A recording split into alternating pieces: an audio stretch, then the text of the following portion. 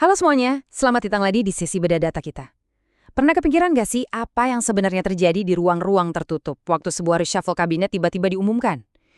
Ya, di permukaannya sih ini cuma kelihatan kayak rotasi birokrasi biasa, tapi kalau kita singkap tirainya sedikit aja, kita bakal nemuin teater manuver politik tingkat tinggi, kompromi elit, dan kesepakatan-kesepakatan rahasia.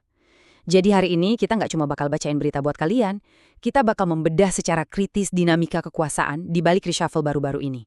Kita akan cari tahu kenapa seorang tokoh buruh tiba-tiba ditarik masuk ke lingkaran dalam istana. Fokus kita hari ini bukan cuma soal apa yang terjadi, tapi kenapa ini bisa terjadi. Dan yang paling penting, siapa yang sebenarnya paling diuntungkan dari semua drama ini.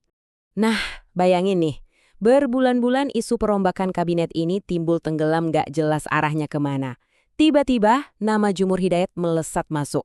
Buat kalian yang ngikutin isu ini pasti tahu, dia ini aktivis buruh kawakan dari KSPSI, yang bahkan pernah berurusan sama hukum waktu protes keras soal Undang-Undang Cipta Kerja. Terus, gimana ceritanya dia bisa masuk? Ternyata, semuanya bermula dari sebuah panggilan video. Tapi, ada satu detail yang benar-benar menarik dan jujur aja agak absurd dari sumber kita. Dalam video call yang nentuin karir itu, Presiden Prabowo ternyata bahkan gak megang ponselnya sendiri. Ajudannya, Mayor Teddy, yang megangin HP-nya. Cuma lewat layar kecil itulah sebuah tawaran posisi kementerian dilontarkan. Gila kan? Ini otomatis bikin kita mikir, sebenarnya siapa sih pembisik di balik layar yang ngasih karpet merah buat Jumhur ini? Oke, masuk ke bagian 1, jalur belakang. Siapa yang membawa Jumhur masuk? Mari kita bongkar pelan-pelan. Masuknya seseorang ke kabinet itu jarang banget murni cuma karena kebetulan atau ya meritokrasi aja. Selalu ada jaringan kekuasaan yang main di belakang. Buat Jumhur, ada 2 pintu masuk utama. Di satu sisi, ada jalur intelektual lewat Rocky Gerung. Sumber kita nyebutin kalau nama Jumhur ini muncul dari hasil diskusi panjang antara Presiden sama Rocky Gerung. Terus, di sisi lain, ada jalur politik internal yang super kuat, Sufmi Dasko Ahmad, Ketua Harian Gerindra.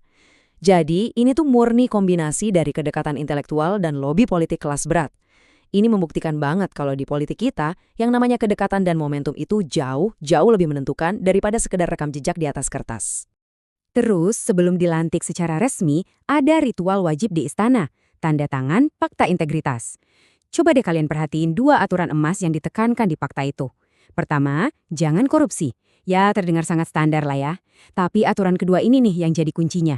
Harus loyal kepada presiden. Ini tuh sebenarnya penegasan yang cukup brutal soal gimana kekuasaan bekerja. Loyalitas politik itu ditempatkan sejajar atau bahkan lebih tinggi dari sekedar kepatuhan hukum. Intinya, kamu boleh aja masuk ke sistem, tapi kamu harus jadi prajurit yang benar-benar patuh. Nggak ada tawar-menawar soal ini. Bagian 2, target sebenarnya, yaitu meredam Hari Buruh atau May Day. Pertanyaannya sekarang, kenapa presiden yang lagi pusing ngurusin banyak banget isu negara, tiba-tiba ngerasa perlu banget merangkul tokoh buruh? Jawabannya ada di satu bom waktu kalender, tanggal 1 Mei. Ketakutan terbesar pemerintah itu bukan demonstrasi rutin, tapi ledakan sosial berskala besar yang bisa jadi kerusuhan massal. Coba kita lihat timeline strateginya. Sebulan sebelum May Day, aparat sama Intel udah mulai gerilya ngelobi pimpinan serikat. Beberapa hari sebelum hari H, pimpinan DPR sama Wamen proaktif nemuin pentolan buruh di restoran di Senayan. Pesannya jelas banget, Presiden nggak mau ada aksi terpisah. Puncaknya, Said Iqbal, pemimpin KSPI, ketemu langsung sama Presiden Prabowo. Hasil komprominya, aksi yang niatnya mau meledak di GBK dan DPR, sukses dipindah dan dijinakkan di Monas. Jadi, alih-alih berhadapan head-to-head sama tekanan buruh, pemerintah lebih milih buat merangkul dan mengendalikannya. Pinter banget kan? Lanjut ke bagian 3, akar masalah. Bom waktu ekonomi yang berdetak. Kenapa sih istana bisa sampai sepanik itu sama May Day tahun ini? Jawabannya tuh karena fondasi ekonomi kita memang lagi bergetar parah, teman-teman. Ini bukan alarm palsu. Pemerintah itu sadar banget mereka lagi duduk di atas tong mesiu ketidakstabilan ekonomi. Dari obrolan tertutup antara Presiden dan Ketua Dewan Ekonomi Nasional, Luhut Bin Sarpanjaitan, ketahuan kalau mereka benar-benar cemas. Pertumbuhan ekonomi melambat, industri manufaktur kita lesu, PHK massal meroket nggak karuan, ditambah tekanan geopolitik di Timur Tengah yang bikin ekspor-impor megap-megap. Rumusnya tuh sederhana tapi mematikan. Tekanan ekonomi yang parah itu berbanding lurus sama potensi ledakan amarah kelas pekerja. Istana tahu banget perut yang lapar itu gampang banget disulut jadi kerusuhan di jalanan. Masuk ke bagian 4, membelah kelas pekerja. Pesta versus perlawanan. Nah, buat ngadepin ancaman itu, pemerintah ngeluarin taktik paling tua di buku sejarah. Divide et impera, pecah belah dan kuasai. Dan ini berhasil banget bikin gerakan buruh jadi terbelah dua. Coba lihat perbandingannya. Di satu kubu kita punya Fiesta Monas. Namanya aja udah Fiesta. Ini acara seremonial pro pemerintah, isinya bagi-bagi door prize, dan semua aspirasi kritis dibungkus dalam suasana pesta. Tapi di kubu lain, masih ada aliansi gebrak yang nolak ikut pesta dan milih bertahan di depan gedung DPR. Mereka ini yang tetap kritis teriak soal anti-outsourcing dan represi. Pembelahan ini jelas bukan kebetulan ya. Ini desain politik super rapi buat ngelemahin kekuatan kelas pekerja secara keseluruhan. Bagian 5, simbol-simbol kooptasi. Ini bagian yang menurut saya paling menarik. Pemerintah kita itu jago banget mainin simbol politik buat nenangin massa. Coba lihat angka ini, 200.000. Itu adalah jumlah kaos seragam yang khusus disiapin buat acara May Day di Monas. Bayangin skalanya, 200.000 kaos dan tebak warnanya. Biru, warna yang identik banget sama rezim penguasa saat ini. Usut punya usut, desain dan tulisan di ratusan ribu kaos ini bahkan didiskusikan dan disetujui langsung sama presiden. Ini tuh penguasaan identitas visual skala raksasa. Tujuannya simpel, menyulap lautan protes buruh jadi kelihatan kayak lautan dukungan politik. Dan nggak cuma itu, ada pemanis tambahan yang dimainkan. Pemerintah ngerencanain peresmian Museum Marsina di Jawa Timur, ngelanjutin langkah sebelumnya yang jadiin Marsina sebagai pahlawan nasional. Jangan salah sangka, ini bukan sekedar penghargaan sejarah. Ini gestur simbolis tingkat tinggi, sebuah taktik emosional yang dirancang khusus buat ngeribut simpati pimpinan serikat buruh, meredam kemarahan di akar rumput, dan pastinya ngejaga stabilitas politik mereka sendiri. Lanjut ke bagian 6, kontradiksi kekuasaan. Kalau kita bedah lebih dalam, semua orkestrasi reshuffle ini malah makin nelanjangin kontradiksi dari pemerintah itu sendiri. Hipokrisinya tuh terang benderang. Di satu sisi, tiap hari kita diceramahin suruh efisiensi anggaran, suruh kencengin ikat pinggang, tapi realitasnya di lapangan, mereka malah asyik membelah dan bikin pos-pos kementerian baru. Bikin kementerian baru itu artinya apa? Gedung baru, biaya operasional baru, gaji staf yang bengkak, dan itu semua murni buat ngakomodasi balas jasa politik.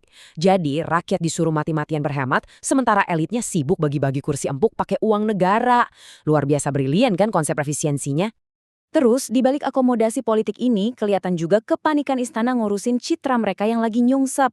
Buktinya, Hasan Nasbi. Orang ini sebelumnya dicopot karena rentetan blunder kehumasan, termasuk nyebut kritik publik sebagai hoax. Bukannya dia evaluasi, dia malah diangkat lagi jadi penasehat khusus bidang komunikasi. Ini nunjukin kalau pemerintah tuh masih aja kejebak di masalah komunikasi publik yang kronis, dan mereka benar-benar panik nggak tahu gimana caranya ngadepin publik tanpa kelihatan arogan. Bagian 7. Resep yang salah untuk ekonomi yang berdarah. Jadi, pertanyaan krusialnya, apakah narik satu tokoh buruh jadi menteri itu menyelesaikan masalah struktural kita? Saya suka banget sama analogi dari sumber kita ini. Kaki kiri yang gatal, tapi kaki kanan yang digaruk. Tepat sasaran banget. Penyakit utama kita itu ancaman ekonomi, PHK massal di mana-mana, industri yang berdarah-darah, dan daya beli masyarakat yang hancur. Tapi obat yang dikasih pemerintah apa? Kue kekuasaan buat elit politiknya. Mengubah status seorang aktivis jadi pejabat birokrat, itu sama sekali nggak akan nyelamatin nasib jutaan buruh pabrik yang besok bisa aja tiba-tiba kena PHK. Pada akhirnya, ini ngebawa kita ke sebuah realitas politik yang cukup dingin. Semua kesepakatan ruang tertutup ini, janji-janji manis, dan bagi-bagi jabatan ini ngebuktiin satu hal penting. Di mata elit, aspirasi kelas pekerja itu sering banget cuma dipelintir jadi alat tawar-menawar aja. Jadi, ketika panggung May Day udah dibongkar dan sorotan kamera udah mati, coba deh kalian tanya ke diri sendiri.